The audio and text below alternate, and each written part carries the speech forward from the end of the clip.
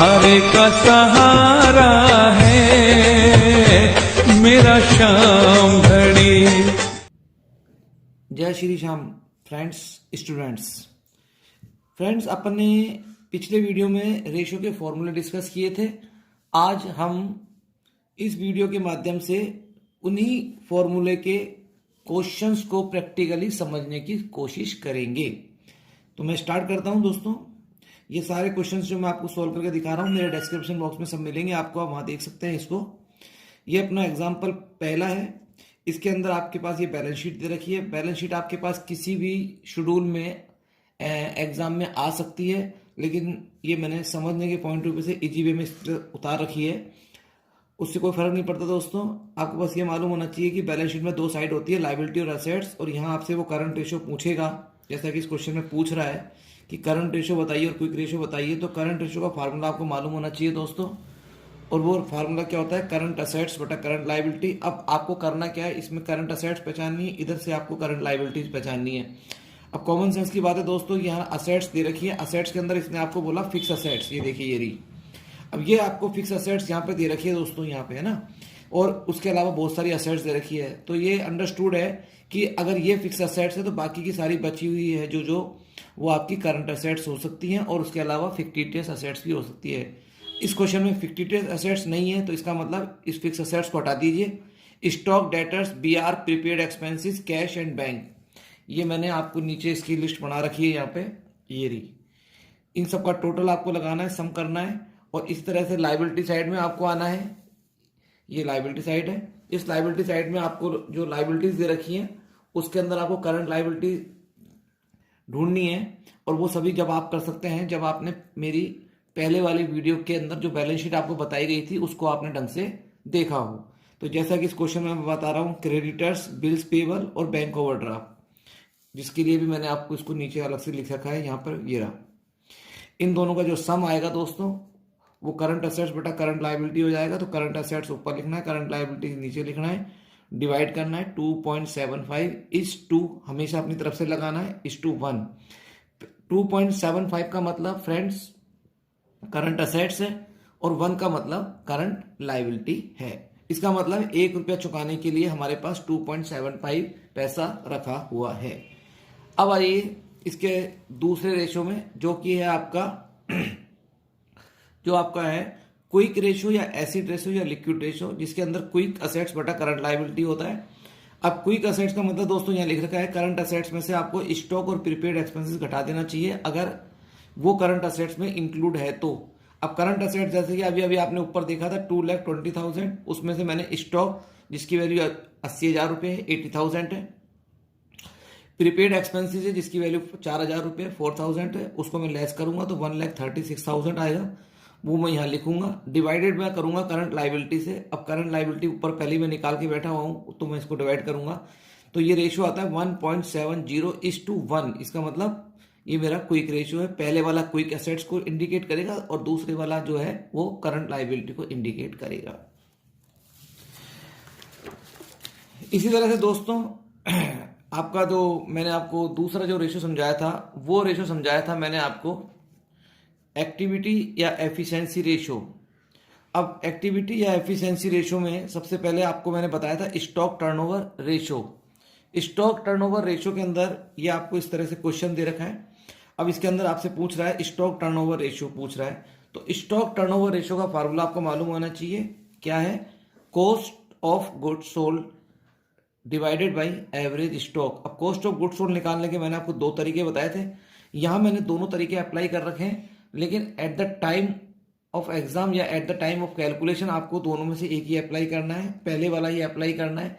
मैंने समझाने के लिए आपको ये दोनों बता रखा है। पहला तरीका है सेल्स माइनस ग्रॉस प्रॉफिट, क्योंकि क्वेश्चन में सेल्स भी है, ऊपर ये रही 78,000, क्वेश्चन में जीपी भी है, ग्रॉस प्रॉफिट 36,880 घटा दिया तो ये 41,520, 41,520 रुपये जो है वो कॉस्ट ऑफ गुड सोल्ड है। इसका दूसरा तरीका जो है वो है opening stock. Opening stock plus purchase plus direct expenses minus closing stock. Opening stock question में दे रखा है दोस्तों आपको, ये रहा ओपनिंग स्टॉक, ये रहा परचेज। डायरेक्ट एक्सपेंसेस का मतलब होता है ट्रेडिंग के एक्सपेंसेस जो कि कैरेज इनवर्ट दे रखा है। इस क्वेश्चन में एक है, दो भी हो सकते हैं, तीन भी हो सकते हैं। माइनस क्लोजिंग स्टॉक ये दे रखा है कुछ आपको यहाँ पे, तो ये भी सेम अमाउंट आ गया जो यहाँ आया था। अब आपको कोई सा भी एक फॉर्मूला अप्लाई करना है। आप कौन सा अप्लाई करेंगे, जैसा क्वेश्चन में इन्फॉर्मेशन है, क्वेश्चन में दोनों की इन्फॉर्मेशन है, मैं आपको सजेस्ट करूंगा आप पहले वाला फॉर्मूला अप्लाई कीजिए, सेल्स माइनस जीपी। क्यों करेंगे हम ये बात, क्योंकि वो इजी पड़ता है, ये थोड़ा सा लंबा हो जाता है, तो इजी काम को ही करना है, हार्ड काम को नहीं करना है, राइट। चलिए एवरेज स्टॉक की बात करते हैं। एवरेज स्टॉक बहुत आसान है, किसी भी चीज का एवरेज अगर हम निकालें, वो स्टॉक की बात नहीं है, किसी भी चीज का आप एवरेज निकालते हैं दोस्तों, उसके लिए आपको कुछ नहीं करना, उसके लिए आपको उसी चीज का ओपनिंग लेना है, उसी चीज का आपको क्लोजिंग लेना है। तो यहाँ आपको जो ओपनिंग स्टॉक है वो आपका दे रखा है क्वेश्चन में, और क्लोजिंग स्टॉक भी दे रखा है क्वेश्चन में ऊपर, दोनों को जोड़ना है और डिवाइड 2 से करना है, ये आपका एवरेज स्टॉक आ जाएगा, उसको यहाँ लिख देना है। और जो भी इसका आंसर आएगा उसके आगे आपको टाइम्स लगाना है, जैसे 2.74 टाइम्स। ठीक है दोस्तों। चलिए इसका जो इस रेशो का जो सेकंड फॉर्मूला था वो डेटर से रिलेटेड था दोस्तों। तो डेटर से रिलेटेड था, तो उसके अंदर आपको ये लगाना है डेटर्स टर्नओवर रेशियो। क्वेश्चन में ऊपर कह रहा है कि डेटर्स टर्नओवर रेशियो निकालिए, तो मैं डेटर्स टर्नओवर रेशियो का फॉर्मूला क्या होता है दोस्तों, क्रेडिट सेल्स बटा एवरेज डेटर्स। क्रेडिट सेल्स जो है वो आपको क्वेश्चन में दे रखी है तो लिख दीजिए, नहीं तो टोटल सेल्स दे रखी है, उसमें कैश सेल्स दे रखी है, तो टोटल सेल्स में से कैश सेल्स घटा दीजिए तो आपके पास आ जाएगी credit sales. Total sales minus cash sales, तो आपके पास आएगी क्रेडिट सेल्स, और उस क्रेडिट सेल्स में से आप सेल्स रिटर्न लेस कर दीजिए, क्योंकि क्वेश्चन में ये कह रहा है कि जो सेल्स रिटर्न है वो आउट ऑफ क्रेडिट सेल्स है, उसे घटा दीजिए दोस्तों। उसको घटाने के बाद आपके पास आ जाएगी क्रेडिट सेल्स। ध्यान रखिएगा, अगर क्वेश्चन के अंदर आपको क्रेडिट सेल्स नहीं दे रखी है और उसको निकाल भी नहीं सकते हैं, तो आप टोटल सेल्स को ही क्रेडिट सेल्स मान के चलेंगे, यानी आप टोटल सेल्स को क्रेडिट सेल्स के रूप में लिखेंगे। एवरेज रिसीवेबल का मतलब होता है ओपनिंग डेटर्स और plus closing creditors divided by 2। Opening debtors और बीआर भी होता है, बीआर इसमें नहीं है इसलिए मैं नहीं ले रहा हूं। क्लोजिंग डेटर्स और बीआर भी होता है, बीआर यहां पर नहीं है इसलिए मैं नहीं ले रहा हूं, इसलिए ओनली डेटर्स का ओपनिंग और डेटर्स का क्लोजिंग लेकर मैं 2 से डिवाइड कर रहा हूं, क्योंकि अकॉर्डिंग टू इन्फॉर्मेशन क्वेश्चन में ओपनिंग डेटर्स और क्लोजिंग डेटर्स ही आपको दिए हैं, तो वो आता है आपका 10,000, डिवाइड कर दीजिए। मैं आपको पहले ही क्लियर कर चुका हूं कि एक्टिविटी या एफिशिएंसी रेशियो में जो भी आंसर आपको लिखना है वो टाइम्स में लिखना है, इसलिए मैं इसके आगे टाइम्स लगा रहा हूं। तीसरा फॉर्मूला इसका दोस्तों मैंने आपको बताया था, अगर आपको याद हो तो, वो था क्रेडिटर्स टर्नओवर रेशियो। अब दोस्तों थोड़ा सा हम अपनी क्लास को फास्ट करते हुए बता रहे हैं आपको कि क्रेडिटर्स टर्नओवर रेशियो के अंदर क्रेडिट परचेज बटा एवरेज पेबल करना है, यानी डेटर्स का जस्ट अपोजिट आपको करना है, यानी पर सेल्स की जगह परचेज ले लीजिए, रिसीवेबल की जगह पेबल ले लीजिए। अब क्रेडिट परचेज निकालने का तरीका भी वही होगा दोस्तों। टोटल परचेज आपके पास है, कैश परचेज आपके पास है, तो टोटल परचेज में से कैश परचेज घटा दीजिए आप, उसको घटाने के बाद आपके पास जो आएगा वो आएगी क्रेडिट परचेज, और जो भी आपकी क्रेडिट परचेज आ रही है उसमें से आपको परचेज रिटर्न लेस करना है, जो कि क्वेश्चन में दे रखी है आपको परचेज रिटर्न 40,000 रुपीज, वो भी आपको लेस करना है, तो अपने पास आ गए 7,30,000, 7,30,000 रुपीज, वो आपको यहाँ ऊपर लेना है।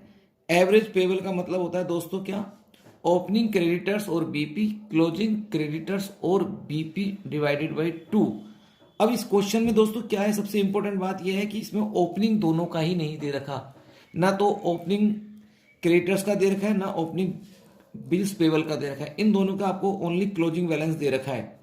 इन एफ यहाँ बोल रहा है ऊपर देखिए क्वेश्चन में, bills payable at the end of the year और creditors at the end of the year, तो इसका मतलब इन दोनों का ओपनिंग नहीं है, तो आपको क्लोजिंग को ही एवरेज मानना पड़ेगा, यानी दोनों का टोटल लगा लीजिए 1,40,000 रुपीज।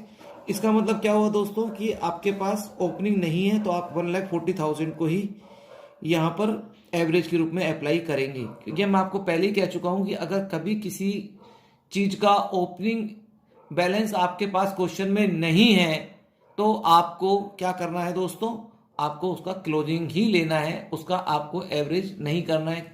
अब कर भी नहीं सकते, इसलिए आपको उसका क्लोजिंग लेके चलना है, इसलिए मैंने इस क्वेश्चन में क्लोजिंग लेके मैं चल रहा हूं। ठीक है दोस्तों।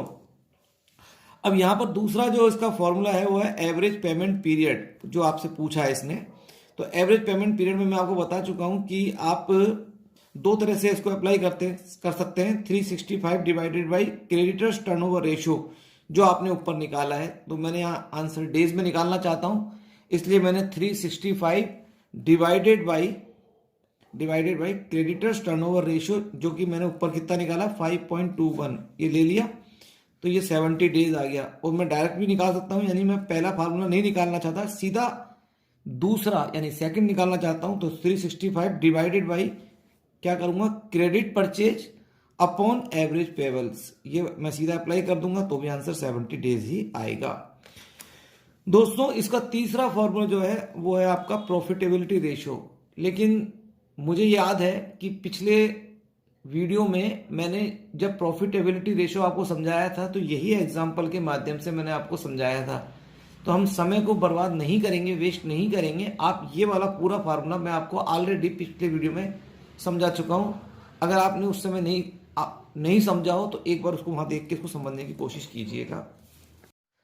हाँ दोस्तों, इसका जो लास्ट रेशियो था वो था कैपिटल स्ट्रक्चर रेशियो, वो मैं आपको और समझा देता हूँ। दोस्तों ये आपकी बैलेंस शीट है।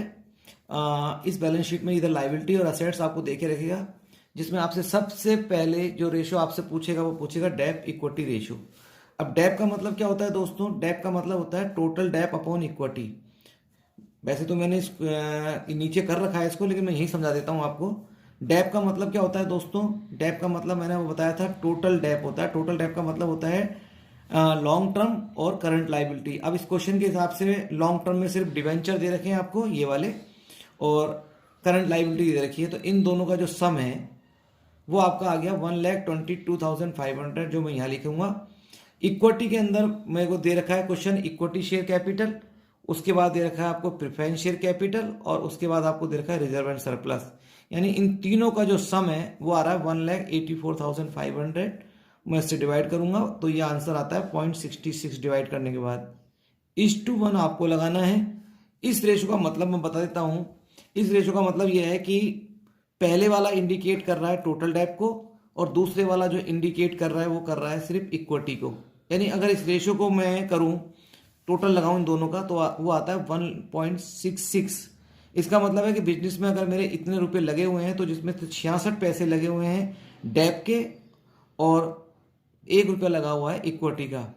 अगर आप डेप में फ्रेंड्स यहाँ पर करंट लाइबिलिटी को नहीं लेते, केवल लॉन्ग टर्म को लेके चलते हैं, तो इसका मतलब ये रेशियो ये इंडिकेट करेगा, पहले वाला इंडिकेट करेगा कि बिजनेस में लॉन्ग टर्म डेप कितना लगा हुआ है और इक्विटी कितना लगा हुआ है।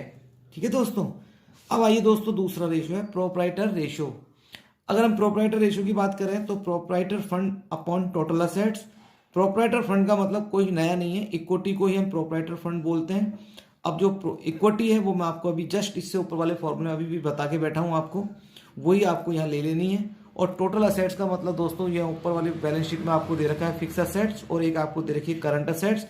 इन दोनों का सम जो है वो आपको यहाँ लेना है। टोटल जो आपको यहाँ लेना है 3,07,000, इसको डिवाइड करेंगे तो ये आता है 0.60। इसका मतलब है दोस्तों क्या, 1:1। मतलब क्या हुआ कि 60 पैसे की आप 60 पैसे जो हैं वो मालिक के लगे हुए हैं फिक्स असेट्स में, टोटल असेट्स में। कहने का मतलब ये है कि आपने अगर 1 रुपए की असेट्स परचेज करी है तो उसमें मालिक का इन्वेस्टमेंट सिर्फ 60 पैसे का ही है। तो इसका मतलब बाकी के 40 पैसे का इन्वेस्टमेंट किसका है, डेप का है। डेप का मतलब लॉन्ग टर्म और करंट लायबिलिटी का, राइट। तीसरा फॉर्मूला इसका आता है सॉल्वेंसी रेशियो। सॉल्वेंसी रेशियो में क्या करना है दोस्तों, total debt upon total assets. अब टोटल डेप का मतलब वही है जो इससे पहले वाले फर्स्ट नंबर के फॉर्मूले में डेप आया था, वही लेना है आपको यहाँ पे। और टोटल असेट्स का मतलब वही है जो अभी जस्ट इससे ऊपर वाले फॉर्मूले में टोटल असेट्स थी, fix assets plus current assets. Divide करना है 0.4:1। इसका मतलब यह है कि दोस्तों 1 रुपए की जो टोटल असेट्स आपने परचेज कर रखी है उसमें सिर्फ आउटसाइडर का पैसा जो लगा हुआ है वो 40 पैसे लगा हुआ है। एक बात ध्यान रखिएगा दोस्तों, इस रेशियो के अंदर जो इसका पहले वाला 0.60 है और इसका जो 0.40 है, इन दोनों का टोटल हमेशा 1 आएगा। क्यों आएगा दोस्तों 1? इसका मतलब यह है कि 1 रुपए की असेट्स जो आपने परचेज करी है, 1 रुपए की असेट्स जो आपने परचेज करी है उसमें 60 पैसा मालिक का है और 40 पैसा किसका है, आउटसाइडर के लोगों का है। तभी तो आपके 1 रुपए की असेट्स आई है, क्योंकि बिजनेस या असेट्स को परचेज करने के लिए 2 ही लोग इन्वेस्टमेंट करेंगे, या तो मालिक करेगा या आप उधार के पैसे से उस असेट्स को परचेज करेंगे। मालिक ने 60 पैसे लगा दिए तो बाहर के लोगों से 40 पैसे हो गया, तो इसका टोटल जो है वो आपका 1 आएगा। ये आपको क्वेश्चन को क्रॉस वेरीफाई करने के लिए तरीका है। इसके बाद दोस्तों आपका आता है fix assets to net worth ratio. दोस्तों एक बात ध्यान रखने की गया कि ये रेशो मैंने आपको उस समय समझाया नहीं था, क्योंकि जिस रेशो के बीच में 2 आ जाता है या इस तरह का स्लैश आ जाता है, वो रेशो इस चीज से अपना भी बनाया जा सकता है कि पहले वाले को तो आपको ऊपर लिखना है और इस वाले को आपको नीचे लिखना है। तो फिक्स असेट्स आपको बता ही चुका हूँ, टोटल नेट वर्थ आपको बता ही चुका हूँ। नेट वर्थ का मतलब इक्विटी होता है, आपको इसमें डिवाइड करना है, तो ये आएगा 1.19:1। इसी तरह से आप अगले रेशो में देख लीजिए, current assets to net worth, तो करंट असेट्स ऊपर आएगी, नेट वर्थ नीचे आएगी। अब करंट असेट्स आपको ऊपर बता चुका हूँ और नेट वर्थ का मतलब इक्विटी होता है, जो आपको पहले ही क्लियर कर चुका हूँ। इसको उस पर डिवाइड कर दीजिए, 0.47:1 हो जाएगा। और इसी तरह से दोस्तों ये आपके जाके यहाँ पर ये रेशो कंप्लीट होते हैं। दोस्तों इसके बाद जो सबसे इंपॉर्टेंट वीडियो है वो है इस चैप्टर का क्या लास्ट वीडियो होगा, लेकिन उस लास्ट वीडियो में इंपॉर्टेंट चीज क्या होगी वो बता देता हूं, मैं आपको इंडिकेट कर देता हूं, समझा देता हूं कि अभी तक आप क्या कर रहे थे, इंफॉर्मेशन से रेशो निकाल रहे थे, लेकिन अभी क्या करना है, मेरे अगले वीडियो में क्या सीखेंगे आप, रेशो से इंफॉर्मेशन निकालेंगे। तो वो चीज हम इससे अगले वाले वीडियो में करेंगे, तो उसके लिए आपको नेक्स्ट वीडियो का वेट करना है। और आपको बता दूं दोस्तों, इस वीडियो की अगर आपको पुराना, इस चैप्टर का पुराना वीडियो अगर आपको देखना है तो आप यहां क्लिक कीजिए। और आपको ये भी बता दूं कि मेरे सब्जेक्ट के अलावा मैं स्टॉक मार्केट पे भी समय समय पे वीडियो बना रहा हूं, उसको देखने के लिए आपको मेरे इस चैनल पे जाना पड़ेगा दोस्तों। और आपको ये वीडियो अगर अच्छा लग रहा है, समझ में आ रहा है, तो आप इसे लाइक, सब्सक्राइब और यहाँ पर कह दीजिए दोस्तों जी। ठीक है फ्रेंड्स, मिलते हैं नेक्स्ट वीडियो के साथ, तब तक के लिए जय श्री श्याम।